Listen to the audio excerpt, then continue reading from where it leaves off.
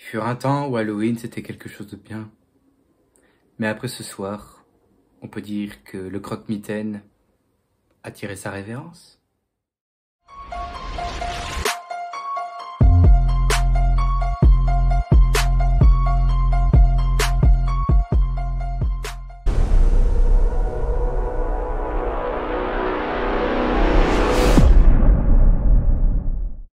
Bien le bonjour les clowns, c'est Jérémia, j'espère que vous allez bien.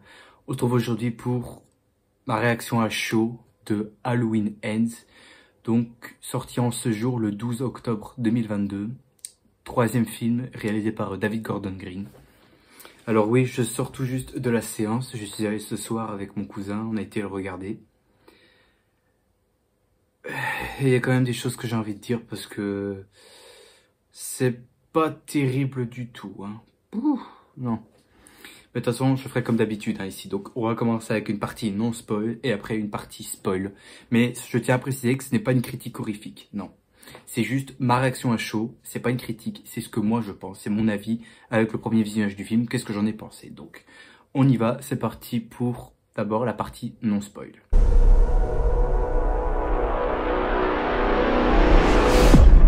Partie non spoil. Alors, je vais lire à peu près le résumé du film.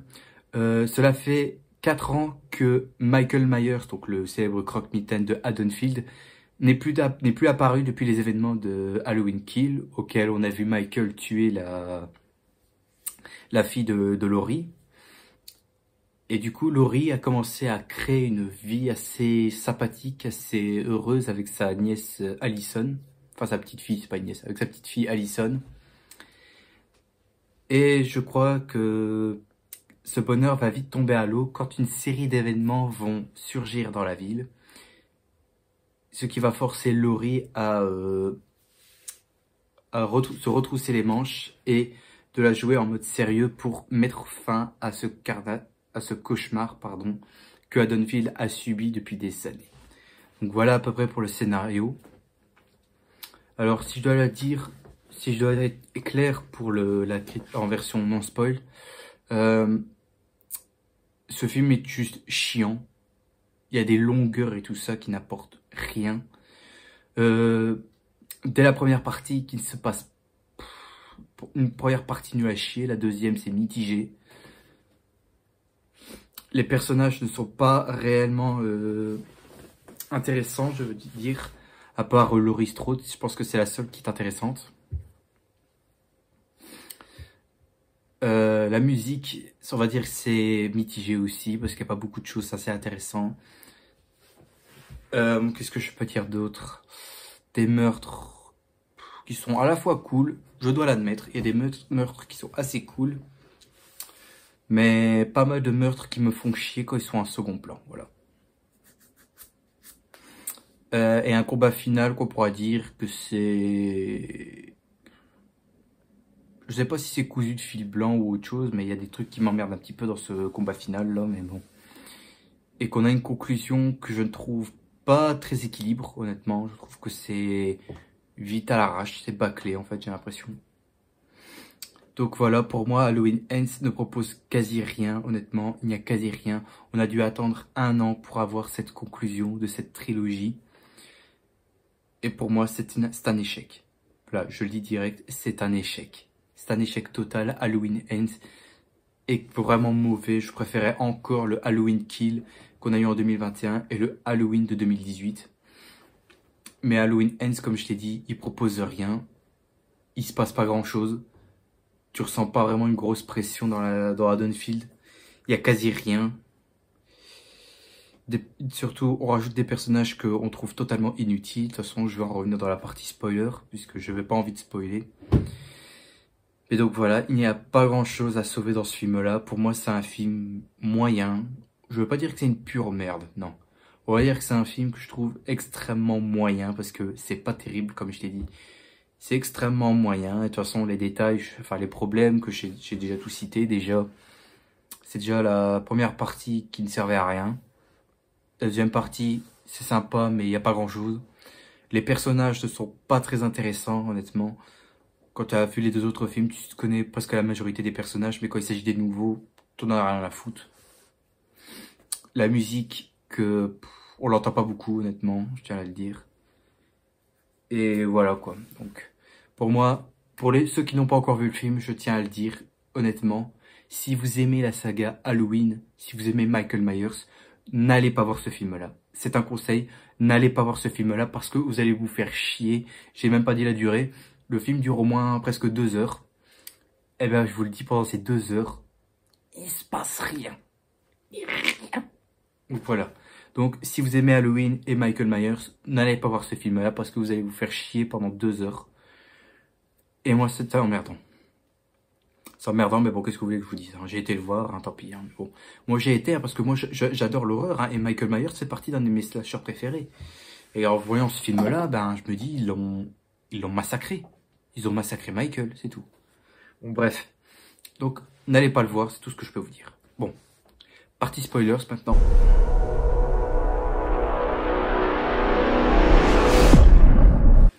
Alors, partie spoilers. Je pense que ceux qui ont déjà vu le film se sont sans doute arrivés ici. Eh bien, on va parler sérieusement.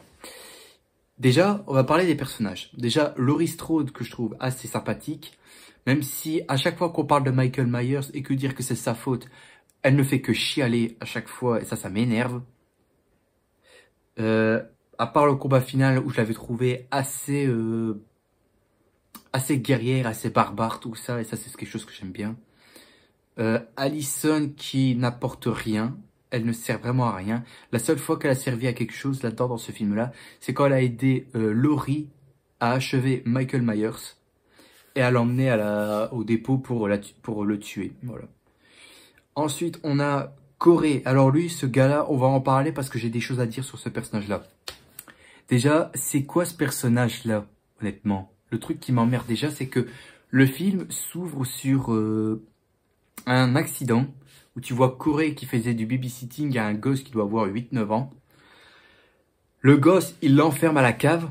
Le mec, qu'est-ce qu'il a fait? Il a été obligé de péter la porte. Du coup, le gosse s'est pris la porte. Et du coup, il est tombé dans les escaliers, ce qui l'a tué. Et du coup, tout le monde à Haddonfield lui dit que c'est un assassin, alors que c'était juste un accident et que c'était le gosse le coupable. Bah non, évidemment, t'accuses les adultes en premier, puisque les gosses, eux, ils sont innocents.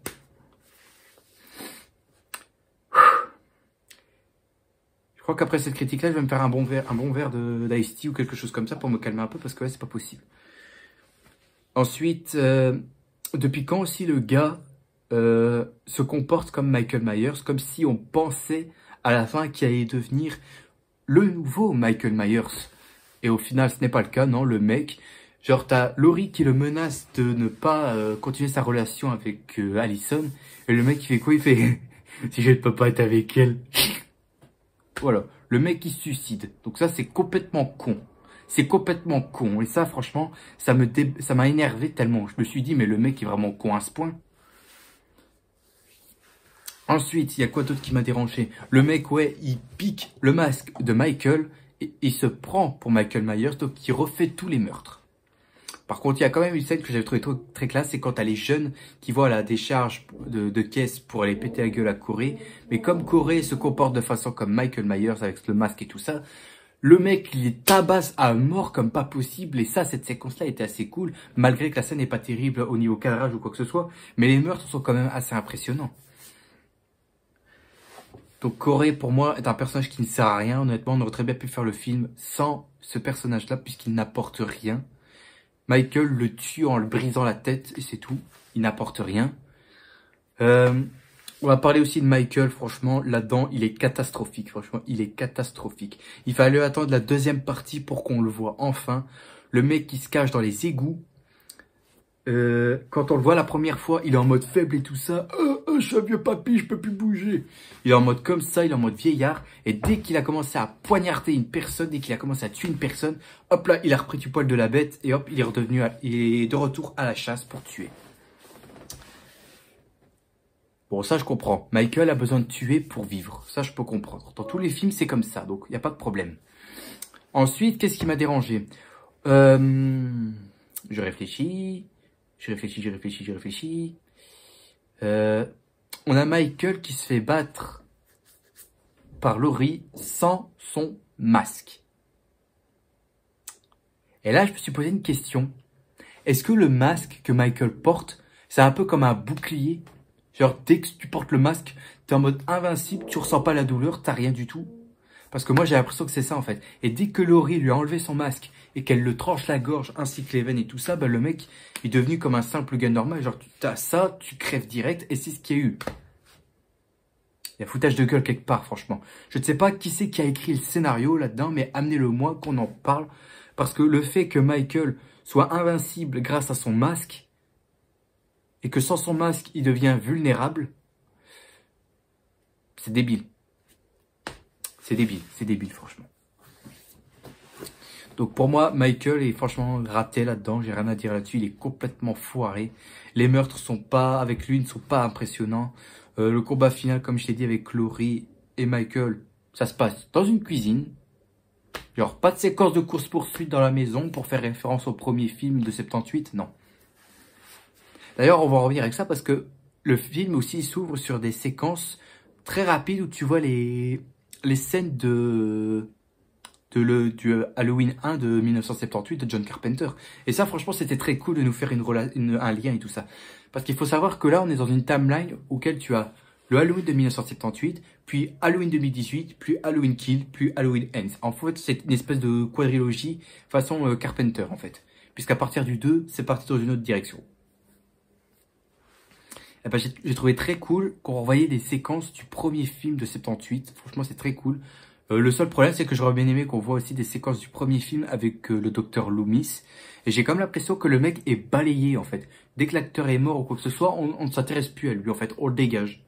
Et ça m'emmerde un petit peu parce que le docteur Loomis, c'est quand même un des adversaires qui est de taille face à Michael Myers. Genre, tu regardes le 1 et le 2, Loomis arrive tout le temps à faire face à Michael. Hein. Il a pas peur de lui. Hein. Et ben, dans ce film-là, on mentionne même pas son nom. Ça c'est emmerdant. Ensuite, ouais, je parlais aussi dans le non-spoil, la musique. Absence totale de musique, en fait. Il y a presque pas de musique. Le seul thème que tu entends, c'est quand tu as le titre Halloween Ends qui rentre, qui commence. Et là, tu entends juste le thème de Halloween, donc le thème de John Carpenter. Tu entends juste ça, c'est tout. Le reste, c'est pas de la musique agréable, c'est juste de la musique d'accompagnement. Donc franchement, j'ai l'impression que c'est un travail bâclé. Et ça m'emmerde au plus haut point, franchement. Quoi d'autre? Pour parler des meurtres aussi, beaucoup de meurtres en second plan, et ça m'emmerde. Il y avait un meurtre que j'avais trouvé très classe, c'est quand tu avais un gars qui se faisait brûler l'intérieur de la bouche par le faux Michael Myers, donc Corey. Et on te le montre pas. On est juste concentré sur la meuf qui est derrière les grillages comme ça, qui se met à hurler et tout ça en tremblant de terreur. T'as juste un zoom sur elle, mais t'as pas un gros plan sur le mec qui se faisait cramer et tout là. Mais putain, ça c'était génial. Tu m'aurais fait un gros plan où tu vois le gars qui se fait cramer et tout ça. Et tu vois complètement en feu et tout ça. Bam, voilà quoi. Ça aurait été classe. Mais ils l'ont pas fait. Ils l'ont pas fait. Et ça m'emmerde quand t'as des meurtres cool comme ça, qu'on te les met en second plan et qu'on te les montre pas. Ça m'emmerde. Ça m'emmerde. Ensuite, un autre personnage aussi que j'ai oublié de dire, tu revois le Brackett, donc le shérif Brackett. Il n'apporte rien non plus. Il n'apporte rien. Il drague juste Laurie, c'est tout. Après, il vient lui porter un panier de légumes à la fin du film, c'est tout. Voilà. Il ne sert à rien. Le shérif Brackett ne sert à rien. Et ça m'emmerde au plus haut point. Tous les flics dans ce film-là ne servent à rien. Ils apparaissent juste à la fin quand t'as Laurie, Allison qui emmène Michael à la décharge pour le tuer. C'est tout. Et tous les autres, c'est comme ça. Et j'ai l'impression que tous les autres habitants ici sont juste débiles. Tout le monde en veut à ce Corey pour avoir tué un gosse alors qu'il était innocent, parce que c'est le gosse qui est responsable. Et de l'autre côté, parce que tout le monde en veut à Laurie de ne pas avoir tué Michael. Comment vous expliquez ça avec des mots simples, honnêtement? Vous, les mecs, vous êtes des fainéants. Vous n'avez pas trouvé d'explication, c'est tout. Pour moi, j'ai l'impression que ça, c'était bâclé. On te montre pas pourquoi ces gens lui en veulent et tout ça. Non, tout le monde explose de rage devant Laurie et Corey, c'est tout. Tu n'as rien d'autre, pas d'explication. Donc, aucun putain de sens. Aussi, pourquoi Michael se cache dans les égouts? J'ai pas compris. Après, on explique dans un article dans ce film-là pourquoi la maison de Michael Myers a été détruite. Qu'en fait, les gens ont détruit la maison de Michael pour pas que ce croque-mitaine revienne à son ancien domicile. Alors déjà, ça cache tout. Ça détruit tout. Parce que la maison de Michael Myers, c'est important. C'est un peu comme la grande maison de Pennywise dans ça. Voilà. Ça fait partie du lieu du personnage. Et ben voilà, pour moi, il n'y a rien qui sauve la tête dans ce film-là. Les mises en scène, on va dire que ça va encore, même s'il y a des trucs que je n'aime pas trop. Et puis voilà, quoi, je crois avoir tout dit. Si j'ai des trucs à oublier, si j'ai oublié des trucs, ce n'est pas trop grave. Bref, voilà, donc pour conclure, tout simplement, c'est que je n'ai pas aimé Halloween Ends. Je n'ai pas aimé, alors que c'est un film que j'attendais beaucoup depuis que j'ai vu Halloween Kill. Halloween Ends, je l'attendais énormément. Et en le voyant ce soir, j'ai été déçu. J'ai été déçu par ce film-là. Je m'attendais à quelque chose de mieux, mais ce n'a pas été le cas. Ça n'a pas été le cas et c'est une grosse déception de ma part. Voilà. Donc, comme je l'ai dit dans mon spoil, n'allez pas voir ce film-là. Il n'apporte rien, franchement. Il n'apporte rien. Je pense que vous pouvez vous-même arrêter à Halloween Kill, c'est tout. Mais Halloween Ends, n'allez pas le voir car il se passe rien. Voilà. Notamment avec toute la première partie où tu vois Laurie et Allison qui font chacun leur vie et tout ça, c'est souriant et tout ça. Ah tiens, on est au supermarché. Salut chérie Brackett, comment tu vas? Ah, t'as bien ma coupe de cheveux? Merci, c'est gentil. Il se passe rien. Dans la première partie du film, dès le début, au bout de 30-40 minutes, il se passe rien. Il ne se passe que dalle. Donc voilà, il faut attendre au moins 40-45 minutes, voire 50 minutes pour voir Michael Myers. Voilà. C'est n'importe quoi. C'est n'importe quoi. Et ce film-là m'emmerde. Donc, je crois avoir tout dit. Donc, franchement, Halloween Ends, n'allez pas le voir. Parce que pour moi, franchement, c'est honteux, ce film-là. C'est honteux. Franchement, David Gordon Green, tu aurais pu faire quelque chose de bien. Non, tu nous as fait un truc bâclé. Et moi, je n'aime pas ça. Voilà. Donc, si vous êtes d'accord avec moi, vous pouvez mettre un petit pouce bleu s'il vous plaît. Et également un abonnement si ce n'est pas encore le cas. Et ceux qui l'ont déjà vu, marquez-moi dans les commentaires qu'est-ce que vous en pensez réellement de ce film-là. Si vous êtes d'accord avec moi ou si vous n'êtes pas d'accord, on peut en débattre. Évidemment, la chaîne est faite pour ça. Donc, voilà. Donc, sur ce, moi, je vous dis à la prochaine. N'oubliez pas le big smile qui fait plaisir. Et surtout, profitez de la vie car elle est importante et il ne faut surtout pas la gâcher. Mais n'allez pas voir des films comme ça parce que là, franchement, j'en peux plus. Je suis fatigué. Rien qu'en voyant ça, je suis fatigué. Je pense que ça se voit à ma tête. Enfin, bref. Donc, allez. À plus tout le monde.